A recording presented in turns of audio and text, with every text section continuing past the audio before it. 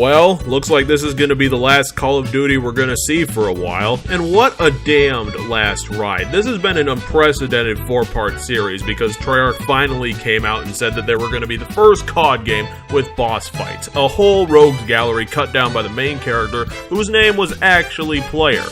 Remarkable! Not only is that, but the story of this thing also something that hasn't been seen in the series so far. While every other Call of Duty has either been a flimsy rehashing slap job of World War II battles to flimsily make out its entire game for 5 hours of just average combat, or modern to futuristic action novels set on Earth where a villain randomly appears and the planet explodes, since that's something you have to worry about every year for some reason. Wink wink, Activision.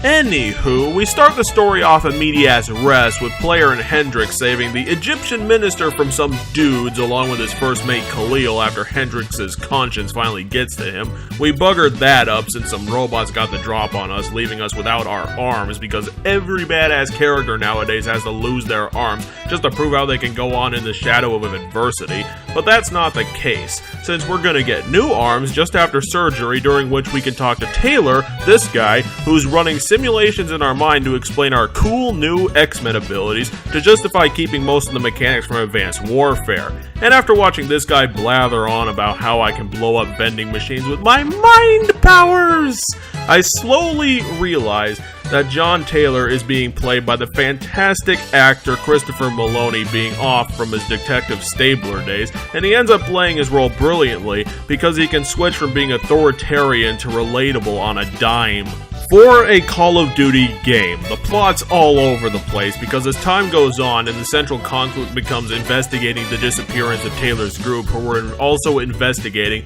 the Singapore Coalescence building where a biological disaster caused the deaths of 300,000 people, every character in the game gets a chance to be the bad guy. First it was Diaz, then it was the badass Ladytron 5000 and her walking mega tank that can instant kill people by jumping on them, then it was a guy and his mothership, then it was your player character, and then finally you, then the actual bad guy finally came out of the frozen forest. It makes sense that this game had boss fights for how batshit insane this game is stretched away from being a regular COD game, with the sci-fi weirdness going on all over the place. And it does do some good things. I mean, the Mindscape bits, especially when we interface with Sarah and see something that's really only done when a game series is ending, and that's referential continuity with a bit straight from Treyarch's other game, World at War, and inside her mind, we fight Nazis in the Battle of Bastogne, which she had been studying for a dissertation, that have the uncanny and irritating ability to come back to life at random because her brain is melting.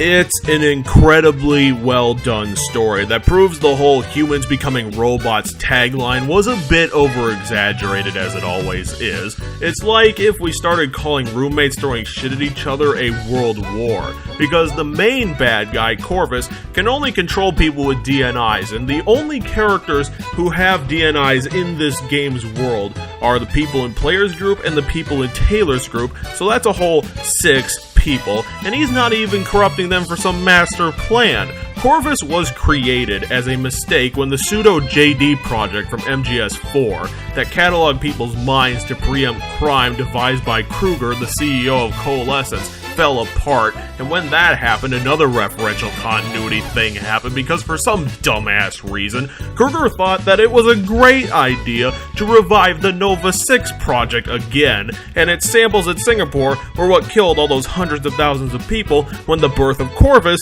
disrupted their security measures keeping it safe. And it's revealed throughout this entire game, throughout everything that Corvus has been doing to everybody, that he doesn't even have a master plan. All it was doing was trying to prolong its own life by eating the minds of other people and getting them to come to the frozen forest, which was an area created by Dr. Salim's metaphor to calm down the Singapore subject. And it's great that Taylor helped out in the final section, even though it's completely impossible, and helped kill Corvus. And even though this game, which had been running for 7 hours, it's still going at this point because it has a twist ending that blew my damned mind, because it turns out that at the very end of this game, Player, the person we've been playing as this entire time, was actually John Taylor the whole time. The story doesn't make sense in-game, because in-game, there's a character that's supposed to be there in the past, which is, we'll get to a bit later, that is never mentioned, and his name is Dylan Stone. He's never mentioned in-game,